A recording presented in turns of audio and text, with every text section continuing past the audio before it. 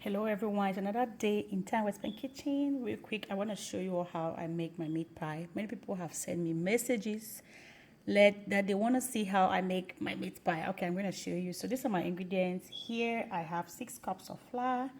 I have 2 tablespoons of sugar. Now, some clients ask me for sweeter dough, so this is not going to be sweet. So just to let you know, you can add more sugar if you want. Pinch of salt, 3 eggs, baking powder. That will be 1 teaspoon baking powder and 500 grams of butter. That's it. This is for the crust. We're going to mix this up. So you just need to go ahead and add all the ingredients in here and mix them with your hands to be crumbly. So I've put in here my 6 cup of flour. I've put my 2 tablespoons of sugar. I've put a pinch of salt, 1 tablespoon baking powder, and 500 grams of butter. My egg is still here. I'm gonna put that later. Here we need to crumble this first with our hands until it becomes so crumbly. I'll show you. So this is what I was saying, is that crumbly. You can make it like, you make sure it, it's so buttery. This is so good. So it was crumbly. When you start leaving it to stand in heat, it start going together. Look at this. It's supposed to hold together like this. This is so buttery. It smells so good. Now I'm gonna go ahead and add my eggs, my 3 eggs.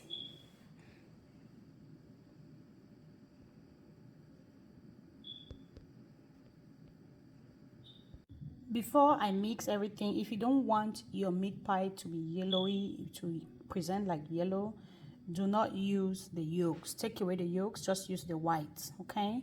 But if you want your meat pie to be okay, to be a little bit a little bit like yellow, like what is showing already from the butter, yeah, add the yolks. So just to let you know, some people don't like to have that yellowy meat pie. Some people like to have the plain white meat pie. So you can take away the yolk if you want, but I love the yolk in it. So we're gonna go ahead and mix this. This is what you want your dough to look like. You can see it's like this. It's not too strong, it's soft. Now I'll put this in a Ziploc bag and put in the fridge for 1 hour. That step is very important. Put in the fridge for 1 hour. You're gonna have that flaky crust. So now for the fillings, I just have my little bit of vegetable oil. I'm gonna put some salt, and I'm gonna caramelize my onions first. It's very easy. Now this process, you can do it anyhow you want, but this is how I do mine. And the filling depends on your taste bud. I've seen different kinds of filling of meat pie. It depends on you. So this is the one that I'm just gonna put carrot as vegetable in here. So you can put any kind of vegetable as you feel like, you taste. So we're gonna do onion first. After your onion has caramelized, go ahead and put your ground meat. Then I'm gonna just squeeze it until the meat fries. So you continue stirring and scratching the beef. So the reason why I didn't put too much oil in the beginning, because the filling of meat pie don't need oil. It just has to be moist. So you see, I don't have too much oil. I needed just a little oil to fry my onions. And also the beef produces oil, the ground meat. Now, don't use oily beef to make this filling. It will be too oily. It's not good. It will disturb you when you are putting it inside the crust. It can open. So you want to make sure that you don't have oily meat. Alright, so use the one that has more beef. The ground meat from the store that has high percentage of beef. So we're going to keep frying this until this is crumbly and ready. So as my beef is cooking, I've gone ahead and put my powdered onion, a little bit of white pepper, powdered garlic, and powdered ginger. If you're doing any powder ingredients, it's good to put it early so it cooks, because it's dry. You need it to cook for some time before, so that it can gain that flavor into your dish. That's why I put it early. If I had the fresh ginger and all that, you could put it only when the beef is ready, but I love dry ingredients in this recipe, especially dry powdered onion. Ooh, it gives a little extra flavor. And I've also put my bouillon in here and some salt. It tastes so good. Now the beef looks almost ready. We have to make sure this filling is moist. So we're gonna go ahead and put our vegetable now. It's carrot. I'm doing only carrot here because that is what the person who wants to eat this wants. I'm making it for somebody. For my husband, he just wants carrot. So you can put any vegetable you want. You can put sweet corn, green pea, you can put green beans, broccoli, any vegetable you want, okay? Now it depends on you, who you are cooking for. If you are catering, you want to ask the client what they prefer, all right? And you can see my carrot is not too grated. If you grated this carrot too much, also it's gonna produce a yellow color and you colorize the beef to the yellow. So greater it to be lumpy like that. We're gonna fry this so that the carrot can cook a little bit. I really want a crunchy carrot. Our beef looks ready. This is so delicious, guys. Everything here tastes good, but it's a time to add some flour to make it moist. You can add also some sliced Irish potatoes. You can put potatoes in here if you want, but I don't want Irish potatoes for this recipe. You can also do it with just flour and some water, okay? With some water, not too much water. You don't want your filling to be runny.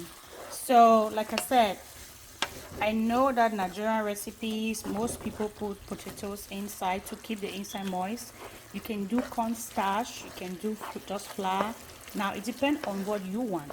So with this recipe, we are not putting potatoes inside the filling. So I'm going to go ahead and add a little bit of water.